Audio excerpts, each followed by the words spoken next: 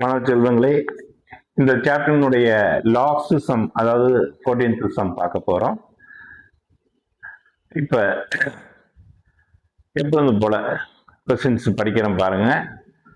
எல்லாரும் books page number வந்து 155 கையில பென்சிலோட புக்கையும் எடுத்து வச்சுக்கிங்க. அதாவது N, S and M were partners sharing profit and losses in the ratio of 5:3:2.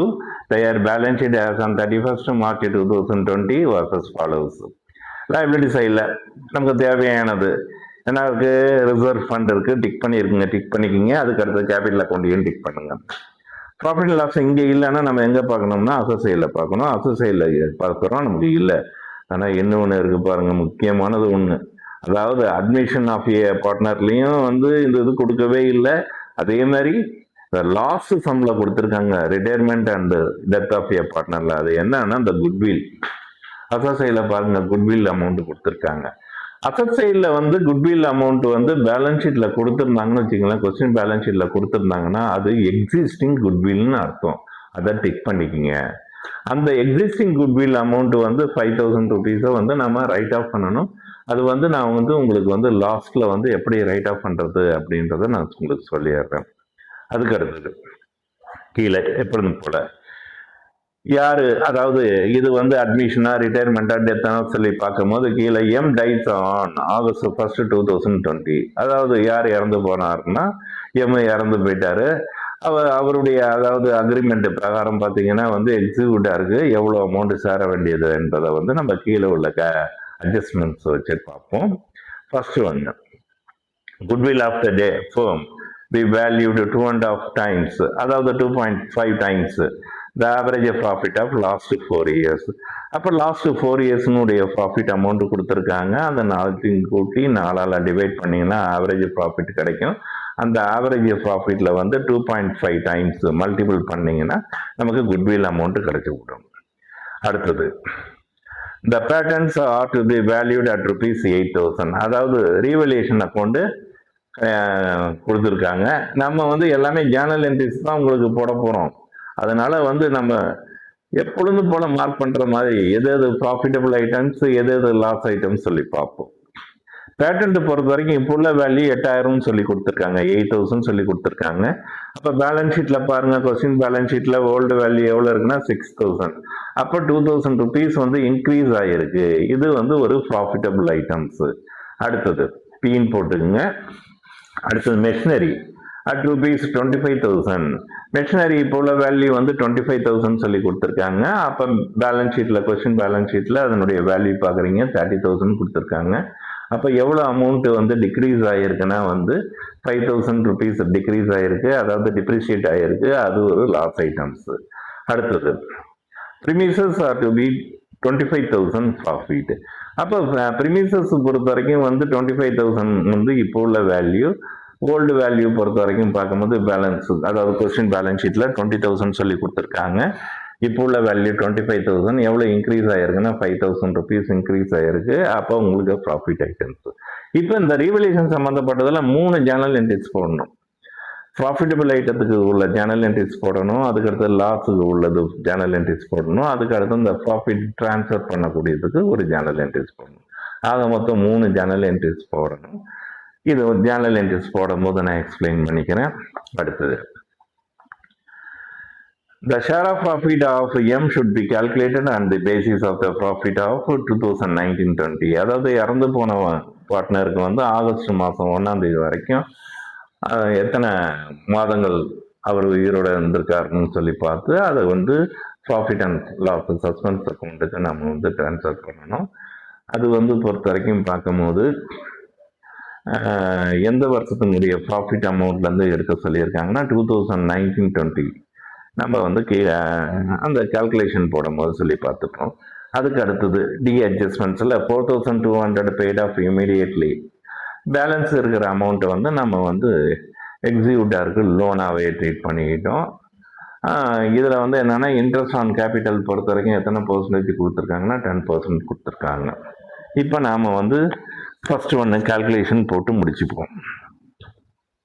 முதல்ல find out goodwill average profit 4 வருஷத்துக்குள்ள ப்ராஃபிட் நாலுத்தையும் கூட்டி 4 டிவைட் பண்ணோம்னா ஆவரேஜ் ப்ராஃபிட் கிடைச்சிப்படுது. இந்த ஆவரேஜ் ப்ராஃபிட்ல பொறுத்த வரைக்கும் பார்க்கும்போது அதாவது 2.5 year பர்ச்சேஸ் ஆஃப் இயர்ஸ், அதாவது 2.5ல வந்து நீங்க மல்டிபிள் பண்ணீங்கன்னா எவ்வளவு அமௌண்ட் வருதுன்னா 35,000 வருது. அப்ப இறந்து போன பார்ட்னருக்கு வந்து குட்வில் ஷேர் பொறுத்த வரைக்கும் கொடுக்கணும். எவ்வளவு கொடுக்கணும்னா வந்து 2/10 ரேஷியோ, அதாவது 5:3:2. அப்போ 2/10 பார்க்கும்போது எவ்வளோ அமௌண்ட் கொடுக்கணும்னா 7,000 கொடுக்கணும். இந்த 7,000 வந்து யார் யார் கான்ட்ரிபியூட் பண்ணணும்னா என்னும் எஸ்ஸும் கான்ட்ரிபியூட் பண்ணணும். இப்போ சம்மில் பொறுத்த வரைக்கும் நமக்கு நியூ ப்ராஃபிட் ஷேரிங் ரேஷியோ கொடுக்கல.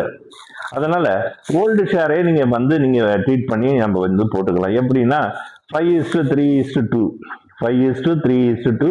இதுல டெட் ஆஃப் பார்ட்னருக்கு பொறுத்த வரைக்கும் 2 பங்கு. இதை கேன்சல் பண்றீங்கன்னா பாக்கி 5:3.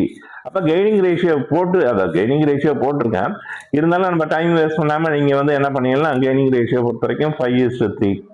அப்ப இந்த 5:3ல பொறுத்த வரைக்கும் பார்க்கும்போது வந்து என்ன எவ்வளவு கான்ட்ரிபியூட் பண்றாரு, அதே மாதிரி எஸ் எவ்வளவு கான்ட்ரிபியூட் பண்றாருன்றத போட்டிருக்கும். எவ்வளவு அமௌண்ட்னா 4,375. எஸ் பொறுத்த வரைக்கும் 2,625 கான்ட்ரிபியூட் பண்றாங்க. இதுக்கு அடுத்தது இப்போ ஸ்ட்ரெயிட்டாவே நான் எங்க வரப்போறேன்னா உங்களுக்கு நேரா ஜேர்னல் என்ட்ரிஸ் தான் வரப்போறேன். இப்ப இந்த ஜேர்னல் என்ட்ரிஸ் நம்ம போடும் போது எப்படி நான் சொல்றேன்னு சொல்லி பாருங்க. முதல்ல வந்து நம்ம என்ன பண்ணணும்னா அந்த கொஸ்டின் பேலன்ஸ் ஷீட்ல வந்து குட்வில் அமௌண்ட் எவ்வளவு கொடுத்துருக்காங்கன்னா 5,000 கொடுத்துருக்காங்க அசட் சைட்ல. அதை வந்து நீங்க முதல்ல ரைட் ஆஃப் பண்ணணும். அந்த எக்ஸிஸ்டிங் குட்வில வந்து நீங்க ரைட் ஆஃப் பண்ணும் போது பார்ட்னர்ஸ் 3 பேர் உங்களுடைய பார்ட்னர்ஸ் கேபிட்டல் அக்கௌண்ட்டை நீங்க டெபிட் பண்ணுங்க. அப்ப N's capital account debit, S capital account debit, அதுக்கடுத்து N's capital account debit to goodwill account. இது வந்து ரைட் ஆஃப் பண்ணக்கூடியதுக்கு உள்ள என்ட்ரிஸ்.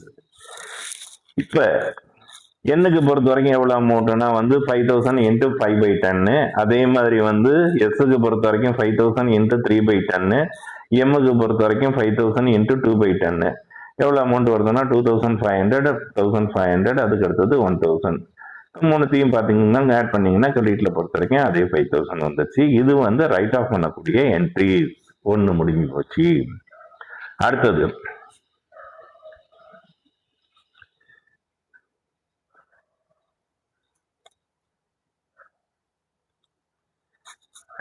இப்ப வந்து நம்ம என்ன பார்க்க போறோம்னா வந்து ரீவேல்யூஷன் சம்பந்தப்பட்டது 3 என்ட்ரிஸ். அப்ப ப்ராஃபிட்டபிள் ஐட்டம்ஸ்னு வச்சுங்களேன்.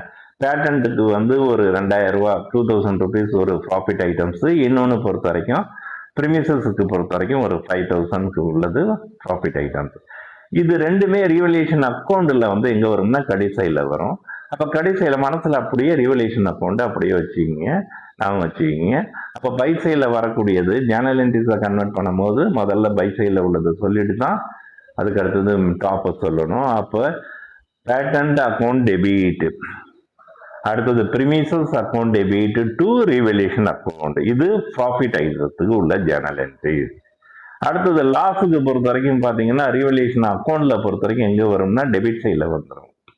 லாஸ் வந்து நமக்கு பொறுத்த வரைக்கும் ஒன்று தான் இருக்கு, அது என்னன்னா மெஷினரி. அப்ப அதுக்கு என்ட்ரி சொல்ல போகும்போது மனசுலயே அப்படியே ரீவேல்யூஷன் அக்கௌண்ட்டை நான் வச்சுங்க. Revaluation account debit to machinery account. எவ்வளவு அமௌண்ட்னா 5,000 rupees லாஸ். இப்ப நெட் ப்ராஃபிட் நெட் லாஸ்ன்னு சொல்லி ஃபைண்ட் அவுட் பண்ணும்போது ப்ராஃபிட் ஐட்டம்ஸ் 7,000, லாஸ் ஐட்டம்ஸ் பொறுத்த வரைக்கும் 5,000 மைனஸ் பண்ணீங்கன்னா நெட் ப்ராஃபிட் பொறுத்த வரைக்கும் 2,000 வருது. இந்த 2,000 வந்து நாம பிரிச்சு கொடுக்க போறோம். யாருக்குன்னா வந்து 3 பார்ட்னருக்குமே பிரிச்சு கொடுக்க போறோம். அப்ப ரீவேல்யூஷன் அக்கௌண்ட்ல இந்த ப்ராஃபிட் டிரான்ஸ்ஃபர் எங்க வரும்னா 2 சைட்ல வரும், அதாவது டெபிட் சைட்ல வரும். இப்ப ஜேர்னல் என்ட்ரி சொல்ல போகும்போது revaluation account debit to N's capital account, to S capital account, to M's capital account. இங்க பாருங்க எவ்வளவு அமௌண்ட்னா 2,000 into 5/10.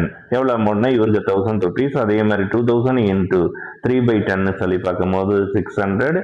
அதே மாதிரி எம்முக்கு பொறுத்த வரைக்கும் பார்க்கும்போது 2,000 into 2/10 சொல்லி பார்க்கும்போது 400. இப்போ ஓவரால் டோட்டல் பொறுத்த வரைக்கும் டெபிட்ல பொறுத்த வரைக்கும் 2,000 rupees.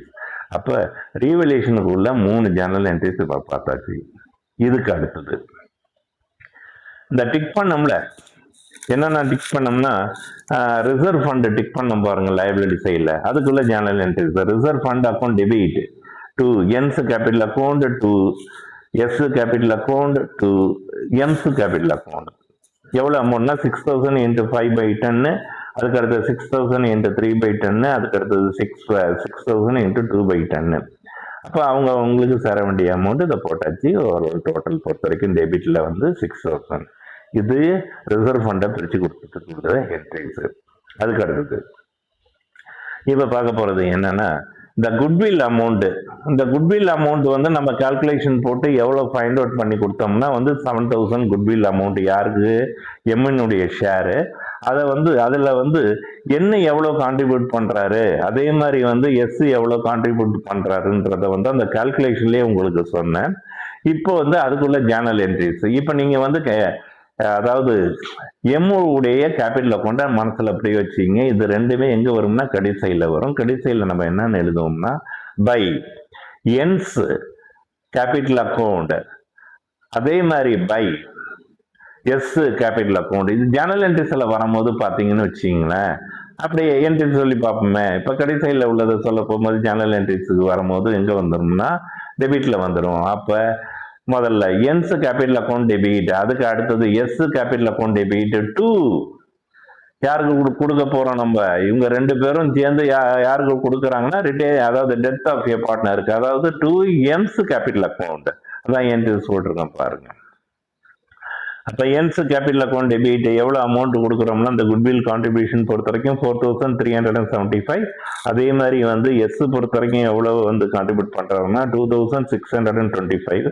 ரெண்டுத்தையும் ஆட் பண்ணி 7000 யாருக்கு கொடுத்தாச்சுன்னா எம்முக்கு கொடுத்தாச்சு. அதுக்கு அடுத்தது ப்ராஃபிட் அண்ட் லாஸ் சஸ்பென்ஸுக்கு வரும். அந்த கால்குலேஷன் பொறுத்த வரைக்கும் போட்டு பார்க்கும்போது எவ்வளோ வருதுன்னு சொல்லி பார்ப்போமே. அதாவது 2019-20 பொறுத்த வரைக்கும் பார்க்கும்போது எவ்வளோ அமௌண்ட் ப்ராஃபிட்னா வந்து 15,000 இன்ட்டு அவருடைய ஷேர் பிரகாரம் 2/10 இன்ட்டு எத்தனை மாத காலங்கள் உயிரோடு இருந்திருக்காருன்னா 4 மாத காலங்கள், அதாவது ஏப்ரல், மே, ஜூன், ஜூலை வரைக்கும் 4/12 எவ்வளோ அமௌண்ட் வருதுன்னா 1000 வருது. அப்போ profit and loss suspense account debit to M's capital account. அதுக்கு அடுத்தது இப்போ வந்து நம்ம வந்து மனசுலயே அப்படியே வச்சு கால்குலேஷன் வச்சு பார்த்தோம்னு வச்சிங்களேன். இதில் வந்து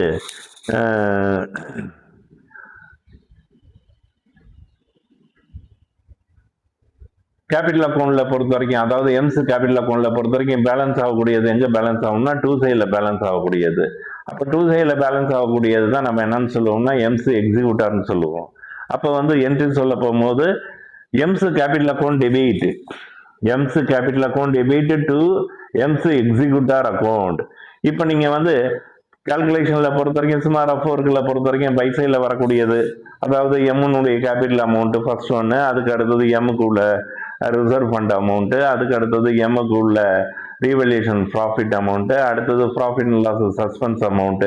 இது ஓவரால் எல்லாத்தையும் டோட்டல் பண்ணி அதுக்கு அடுத்தது கடைசையில் பொறுத்த வரைக்கும்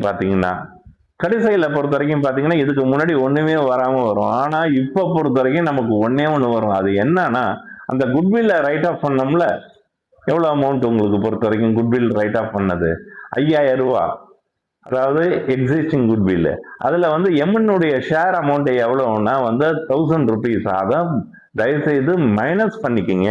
அதுதான் இந்த என்ட்ரிஸில் போட்டிருக்கோம். ஃபர்ஸ்ட் என்ட்ரிஸில் எவ்வளோனா வந்து உங்களுக்கு பொறுத்த வரைக்கும் அவருடைய ஷேர் பிரகாரம் 1000 ரூபாய் மைனஸ் பண்ணிட்டீங்கன்னா ரிமைனிங் அவருக்கு பேலன்ஸ் ஆகக்கூடியது அமௌண்ட் வந்து 28,600. அடுத்தது எம்ஸ் எக்ஸிக்யூட்டருக்கு பொறுத்த வரைக்கும் இமிடியேட் பே வந்து எவ்வளோ பண்ணியிருக்கோம்னா பெய்ட் ஆஃப் பண்ணியிருக்கோம்னா 4200 பெய்ட் ஆஃப் பண்ணியிருக்கோம். அப்போ வந்து M's executor account debit to bank account 4200. அதுக்கு அடுத்தது ரிமைனிங் இதுலேருந்து இதை மைனஸ் பண்ணிட்டீங்கன்னா ரிமைனிங் இருக்கிறத வந்து நம்ம வந்து எக்ஸிக்யூட்டர் லோன் அக்கௌண்ட்டுக்கு டிரான்ஸ்ஃபர் பண்ண வேண்டியது தான். அப்போ அதுக்கு என்ன ஜேர்னல் என்ட்ரிஸ் அப்படின்னு சொல்லி பார்க்கும்போது M's executor account debit to M's executor loan account. அந்த ஜேர்னல் என்ட்ரிஸ் பொறுத்த வரைக்கும் நான் போடலை, ஆனால் நீங்கள் மார்க் பண்ணிக்கிங்க. மறுபடியும் சொல்கிறேன், லாஸ்ட் அதாவது லோன் அக்கௌண்ட்டுக்கு டிரான்ஸ்ஃபர் பண்ணும் போது என்ட்ரிஸ் வந்து என்னன்னா M's executor account debit to M's executor